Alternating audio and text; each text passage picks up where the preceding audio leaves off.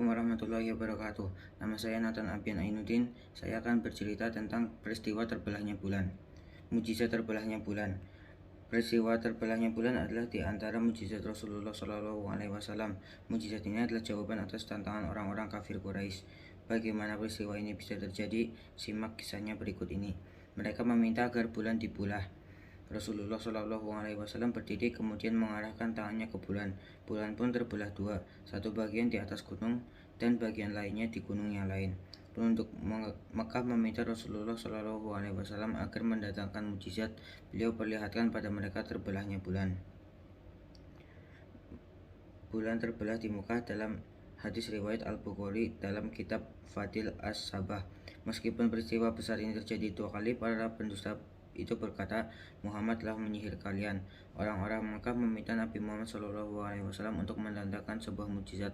Bulan pun terbelah dua kali di Mekah. Turunlah firman Allah telah dekat datangnya saat itu dan telah terbelah bulan. Sampai firmannya, ini adalah sihir yang terus menerus. Quran Al-Qamar ayat 1-2. Hadis riwayat At-Tirmizi dalam kitab Tafsir Al-Quran 3286. Aku melihat bulan terbelah menjadi dua bagian sebanyak dua kali. Peristiwa ini terjadi di Mekah sebelum hijrahnya Nabi Muhammad SAW. Satu potongan di atas gunung Abu Qubais dan potongan lainnya di atas As-Suwida. Mereka berkata, bulan telah disihir. Turunlah firman-Nya, telah dekat datangnya saat itu dan telah terbelah bulan. Hadis ini sahih sesuai dengan syarat Al-Bukhari dan Muslim walaupun keduanya tidak meriwayatkannya. Mereka mencari-cari alasan untuk mendustakan mujizat ini sampai-sampai mereka bertanya kepada orang-orang yang baru datang dari Safar dengan sangkaan kalau seandainya ini sihir, maka sihir itu tidak punya pengaruh pada orang-orang yang berada di luar Mekah yang sedang bersafar. Para musafir ini menjawab bahwa mereka melihat bulan terbelah pada malam dan waktu yang sama saat mereka melihatnya terbelah. Mendengar jawaban tersebut, mereka malah berseloroh, ini adalah sihir yang terus-menerus. Ini menunjukkan memang sejak awal niat mereka bukan untuk membenarkan dan beriman. Mereka hanya ingin mendebat dan menghalangi manusia dari kebenaran. Permintaan bodoh. Akhirnya orang-orang musyrik mengajukan permintaan bodoh kepada Rasulullah SAW sebagaimana dikisahkan dalam Al-Quran.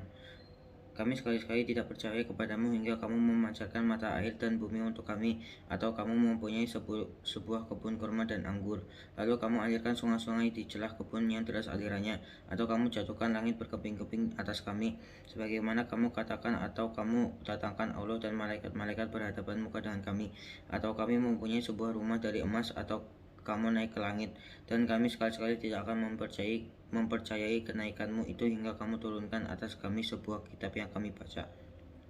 Katakanlah, Maha Suci Tuhanku, bukankah aku ini hanya orang manusia yang menjadi Rasul? Quran Surat Al-Isra ayat 90-93. Semua permintaan yang mereka ajukan tersebut lebih rendah keadaannya dibandingkan keajaiban Al-Quran. Permintaan mereka itu hanya mencari-cari alasan, hanya penolakan dan kekalahan argumen. Allah Subhanahu wa Ta'ala menyaati mereka. Dan jika seandainya kami membuahkan kepada mereka salah satu dari pintu-pintu langit, lalu mereka terus naik ke atasnya, tentulah mereka berkata, sesungguhnya pemandangan kamilah yang dikabulkan, bahkan kami adalah orang-orang yang kena sihir. Sekian dari saya. Assalamualaikum warahmatullahi wabarakatuh.